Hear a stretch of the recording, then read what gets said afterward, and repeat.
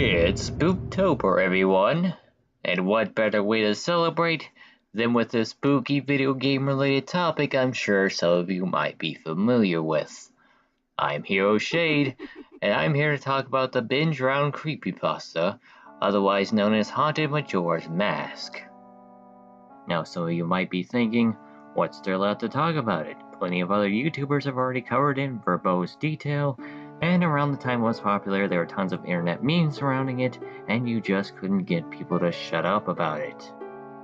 Ben! You should talk about Ben's round. Make a Zelda month G-Files about Ben. Why you no include Ben? Ben should be on here. PVG, please include the Haunted Majora Mask cartridge with Ben. Talk about Ben. Ben. You forgot Ben. Ben Clark has subscribed to you on YouTube. You should do a G-Files on the Ben Majora's Mask creep poster. Can you do a review on Law's Majora's Mask and a G-Files of Ben? G-Files. Ben's round? Why you no include Ben from Majora's Mask? Am I the only one who thinks PVG should do a video on Ben? Apparently not. Ben's round. Ben. You and your dumb face. Well, it's been about 6 or 7 years since then, so by the rules of internet logic, it's now nostalgic and thus cool to talk about it ironically. Gotta love internet logic. In all seriousness though, there's a lot of taboo surrounding Binge Round. I'm sure most of you are aware of all the casual plebes who would ask about it incessantly, but didn't actually read it, whether they were just too scared or just memers following a trend. Not to mention all the cheap imitators that followed. And I feel that for something that, with as much effort put into it as Binge Round, it really deserves a lot more than that. Now, for those of you who weren't around or weren't active during the Renaissance period of the internet, in September of 2010, 4chan user Jaduzable wrote his first post in what would later become one of the most well-known stories on the internet. Now, the beginning of a good story starts off with a good hook, an opening statement that really grabs the reader's attention. And Binge Round starts off with just that, with an effective plea for help. It continues by saying that his very well-being could depend on the reader. But at first it's vague about what exactly he needs help with, as he fears no one will believe him. After some well-structured setup for the story, he says how he started playing on an N64 his friend gave him, and started hitting up some local yard sales until eventually coming across a strange old man who gives him a sketchy cartridge of Majora's Mask. Supposedly it belonged to a kid who didn't live there anymore. I'm sure you can tell where I'm going with this, so instead of just continuing to babble on about how great it is and hope you take my word for it, I'm going to go ahead and play a segment from a dramatic reading, along with some of the footage from the original posts edited in.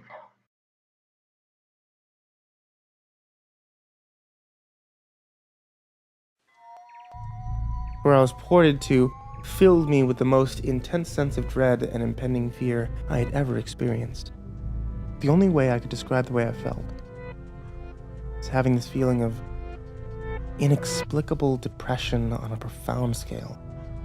I'm normally not a depressed person, but the way I felt here was a feeling that I didn't even know existed. It was such a twisted, powerful presence that seemed to wash over me.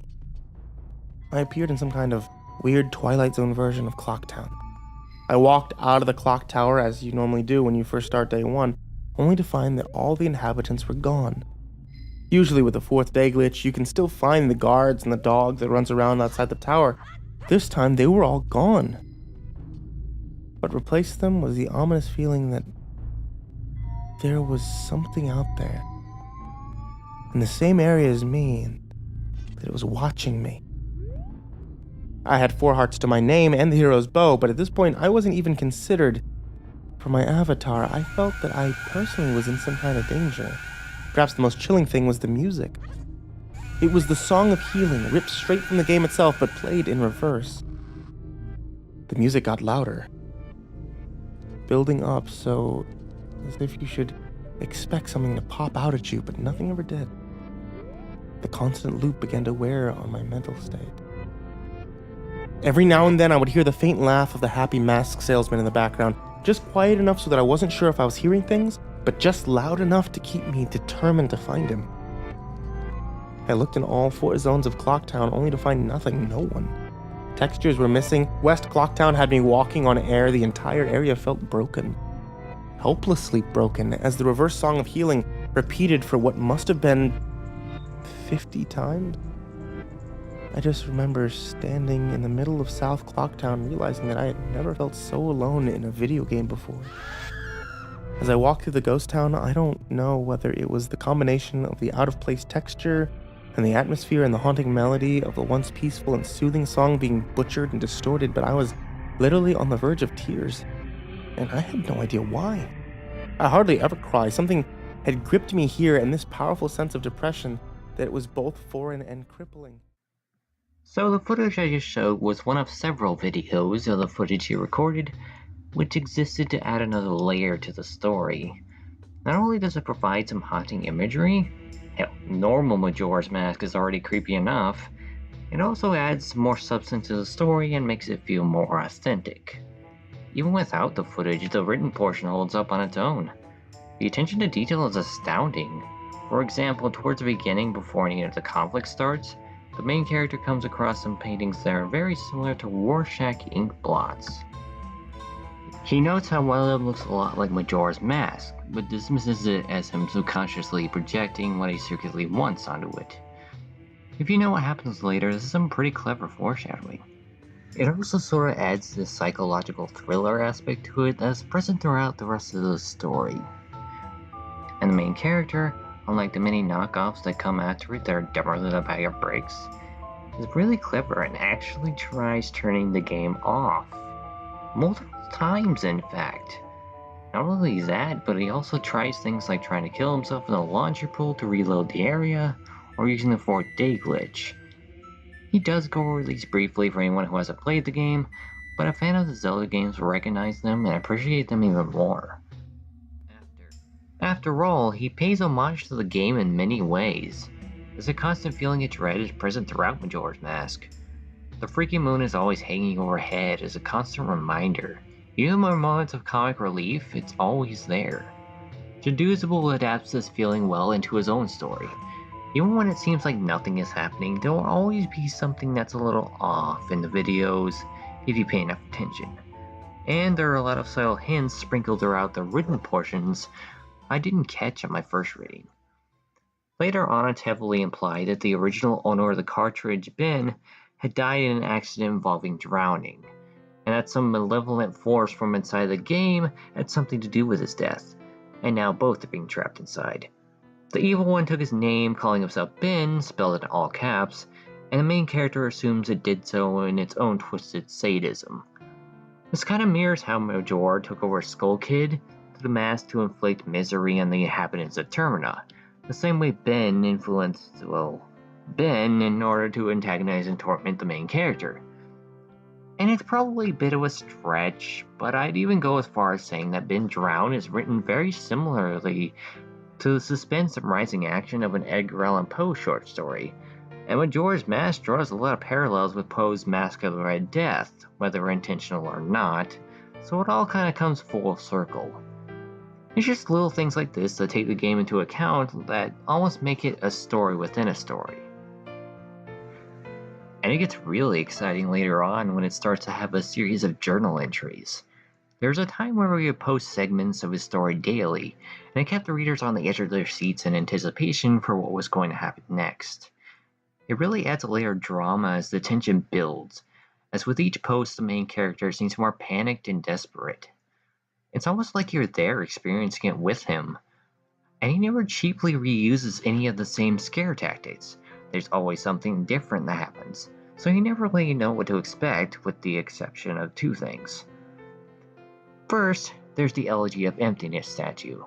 In the game, it's a wooden effigy that Link can summon by playing the Elegy of Emptiness on his ocarina. But in the creepypasta, it stalks him relentlessly. I've also hinted at this before, but even when it seems like it's not following him and things seem safe, he's always there watching. Not just in the game either.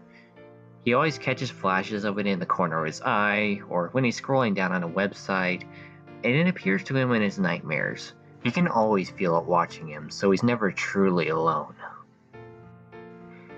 Secondly, there's the song of Unhealing. Ooh, this song. I don't know of any other song that can make me as uneasy or physically uncomfortable. The only other one I can think of is Damien's theme from The Omen. And I know that sounds silly because all it is just a song of healing from Majora's Mask played in reverse, but remember, even in video games, there are composers whose job it is to convey strong emotions through music. And the Song of Healing does just that.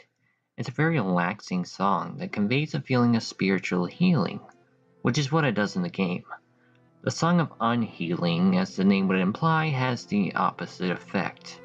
Now, I don't scare easy, and I was exposed to R-rated movies at a very young age, so I can stomach a lot of things. But I can't listen to this song for long periods of time without experiencing a sense of anxiety. I'll even feel lightheaded or sick to my stomach, which is odd because most song plays backwards or usually just sound really dumb or like a garbled mess. My best guess would be that the original song is composed so well that when the notes are played in reverse, it's as effective as its original intention. But I don't know of many songs that work like that. Whatever the case, you can only imagine what effects it would have on the main character, combined with all the haunting imagery and atmosphere and everything else that happens to him outside the game. I won't give it away too much. He mentions how he heard the song looped at least 50 times, and kept hearing it even when he shut the game off. That would drive anyone insane. These aspects of the story help suspend your disbelief, and yeah, obviously Ben isn't real, but what's important is that you believe that he believes that there's some unseen force from inside the game that's causing all his misery. After all, he is a college student. He mentions how at times he hasn't slept in days. This combined with the stress from college courses and being away from home are very likely to cause psychotic episodes or other issues. So whether you take that into account or not, and you believe what he's talking about, his suffering is very much real, and you can't help but sympathize and feel concern for him, even if the entire situation is fictional. Hell, the entire thing could be one huge metaphor for anxiety and depression, but that's delving into theory territory. Now on to the reason I wanted to make this video. I've seen a lot of people dismiss Binge Round as that dumb creepypasta about a haunted video game, or at least that's the response I usually get outside the creepypasta community. But even there, it's often called cliche or overrated, which honestly, that's said about anything that gets popular or receives a lot of praise. And yeah, there are things that are overhyped, and it's fine if that's your opinion, but it's not a valid criticism against the creators of the product itself. Because if it receives a lot of attention and praise, that means the creators did their job. State why you think it's not as good as people say it is, and if you do have any valid complaints about Binge Round, I'd actually love to hear them. Don't just dislike something just because of a lot of other people say it's good. That's dumb. I really wish everyone on the internet would stop being such hipsters about everything.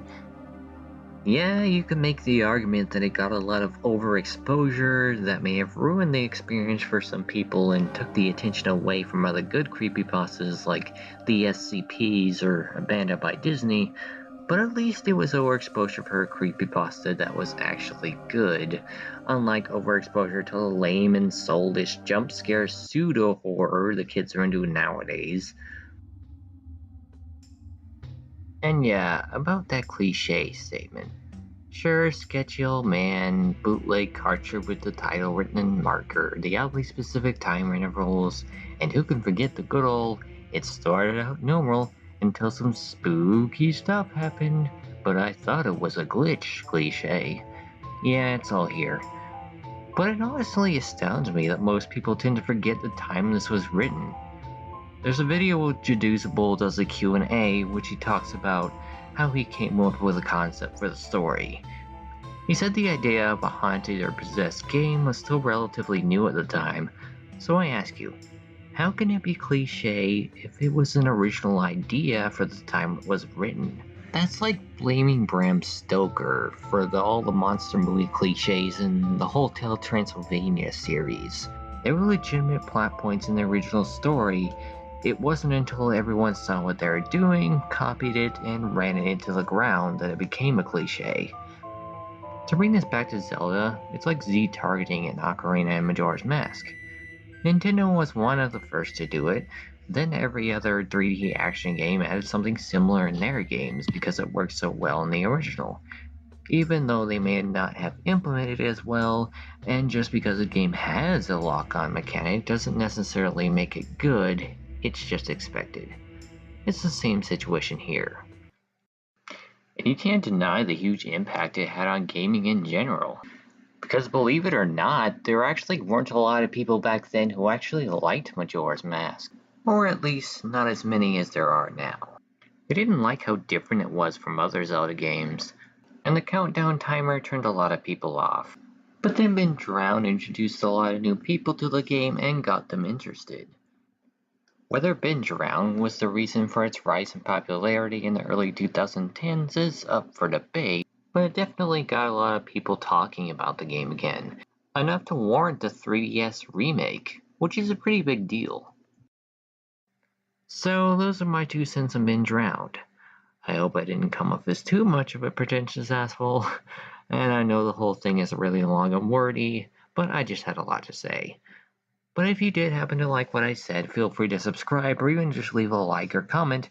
It would really help my channel grow. I also did other video game related discussions on things such as Smash Ultimate, which I've linked in the description, so feel free to watch that as well. But if you're just looking for a good spook this Halloween, definitely check out Ben Drowned. It's one of the classics. Or just play Majora's Mask and support the official release. In the meantime, I am Hero Shade, and I'll see you all in the next video.